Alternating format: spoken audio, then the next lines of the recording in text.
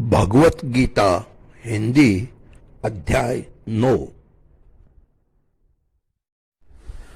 श्री भगवान बोले, तुम दोष दृष्टि रहित भक्त के लिए इस परम गोपनीय विज्ञान से ज्ञान को पुनः भली भांति कहूंगा, जिसको जानकर तो दुख रूप संसार से मुक्त हो जाएगा। ये विज्ञान से ज्ञान सब विद्याओं का राजा है, सब गोपनीयों का राजा है, अति पवित्र है, अति उत्तम है, प्रत्यक्ष फल वाला है, धर्मयुक्त साधन करने में बड़ा सुगम और अविनाशी है। हे परंतप, इस उपयुक्त धर्म में श्रद्धारहित पुरुष मुझको न प्राप्त होकर मृत्यु रूप संसार चक्र में भ्रमण करते रहते हैं। मुझ निराकार परमात्मा से वह सब जगत जल से वर्ग सदृश परिपूर्ण है और सब भूत मेरे अंतर्गत संकल्प के आधार स्थित है, किंतु वास्तव में मैं उनमें स्थित नहीं हूँ। वे सब भूत मुझ में स्थित नहीं है, किंतु मेरी ईश्वरीय योग शक्ति को देख कि भूतों का धारण पोषण करने वाला और भूतों को उत्पन्न करने वाला भी मेरा आत्मा वास्तव में भूतों में स्थित नहीं है।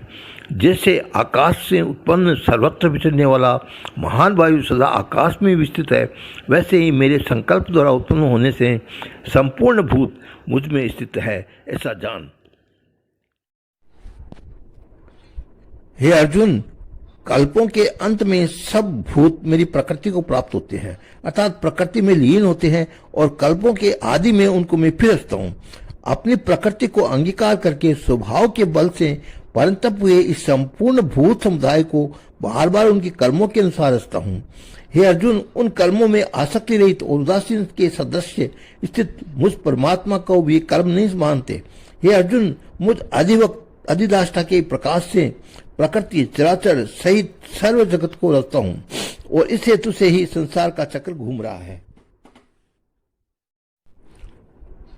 मेरे परम भाव को न जानने वाले मूढ़ लोग मनुष्य का शरीर धारण करने वाले मुझ संपूर्ण भूतों के महान ईश्वर को तुच्छ समझते हैं, अर्थात अपनी योग्य माया से उद्धार के लिए मनुष्य रूप में विचरते हुए मुझ परमेश्वर को साधारण मनुष्य मानते हैं। वे व्यर्थ आशा, व्यर्थ कर्म और व्यर्थ ज्ञान वाले विक्षिप्त विचित्र अज्ञानी जन राक्षसी, आसुरी और मोहिनी प्रकृति को ही धारण करते रहते हैं। परंतु हे कुंती पुत्र, देवी प्रकृति के आश्रित महात्मा जन मुझको सब भूतों का सनातन कारण और नाश रहित अक्षर स्वरूप जानकर अनन्य मन से युक्त होकर निरंतर बसते हैं।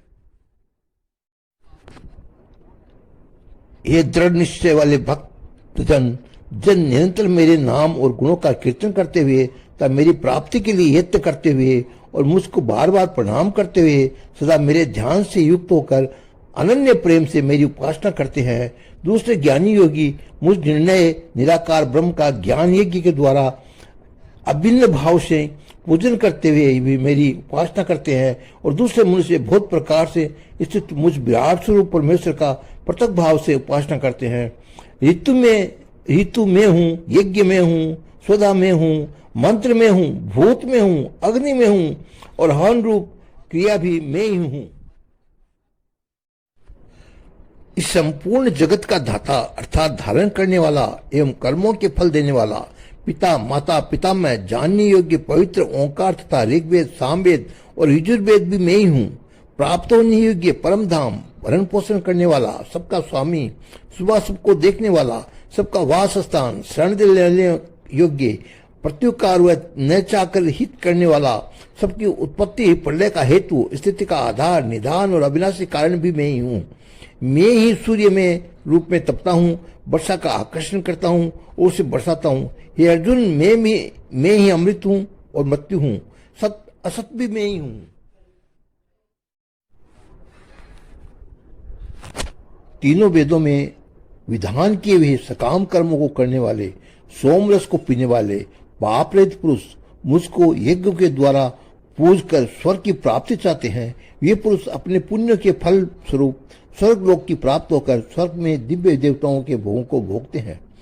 वे उस विशाल स्वर्ग लोक को भोग कर पुण्य क्षीण होने पर मृत्यु लोक को प्राप्त होते हैं। इस प्रकार स्वर्ग के साधन रूप तीनों वेदों में कहे गए हैं, वे सकाम कर्म का आश्रय लेने वाले और भोगी के कामना वाले पुरुष का बार बार आवागमन को प्राप्त होते हैं, अर्थात पुण्य को प्रभाव से स्वर्ग में जाते हैं और पुण्य क्षीण होने पर मृत्यु लोक में आते हैं।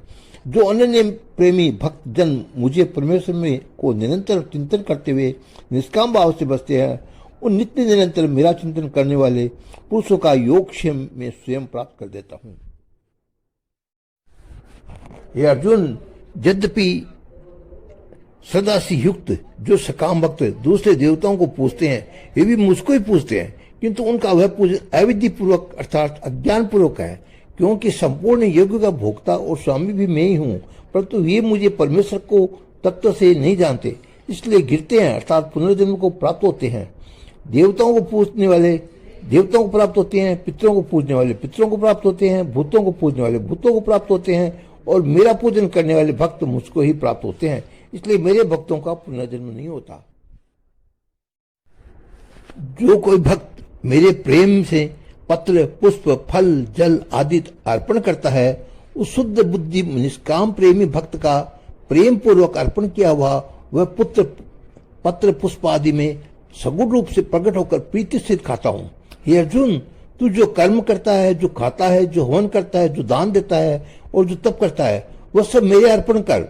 इस प्रकार जिसमें समस्त कर्म मुझ भगवान के अर्पण होते हैं, ऐसा संन्यास योग से युक्त चित्त वाला तू शुभाशुभ फल रूप कर्म बंधन से मुक्त हो जाएगा और उनसे मुक्त होकर मुझको ही प्राप्त होगा।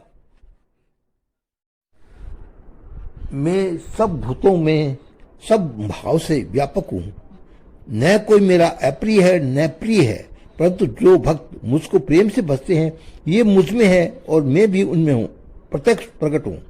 यदि कोई अतिशय दुराचारी भी अनन्य भाव से मेरा भक्त होकर मुझको भजता है, तो साधु ही मानने योग्य है, क्योंकि वह यथार्थ निश्चय वाला है, अर्थात उसने भली बात निश्चय कर लिया है कि परमेश्वर भजन के समान अन्य कुछ भी नहीं है। वह शीघ्र ही धर्मात्मा हो जाता है और सदा रहने वाली परम शांति को प्राप्त होता है। यह अर्जुन, तू निश्चय पूर्वक जान कि मेरा भक्त नष्ट नहीं होता। हे अर्जुन, स्त्री, वैश्य, शूद्र तथा पाप योनि, चांडाल आदि जो कोई भी हो, मेरे शरण होकर परम गति को प्राप्ति ही होते हैं। फिर इसमें कहना ही क्या, जो पुण्यशील ब्राह्मण तथा राजसी भक्त जन मेरी शरण होकर परम गति को प्राप्त होते हैं। इसलिए तू सुख रहित क्षण भंगुर इस मनुष्य शरीर को प्राप्त होकर नित्य निरंतर मेरा ही भजन कर, मुझ में मन वाला हो, मेरा भक्त बन, मेरा पूजन करने वाला हो, मुझको प्रणाम कर। इस प्रकार आत्मा को मुझ में से नियुक्त करके मेरे परायण होकर तू मुझको ही प्राप्त होगा।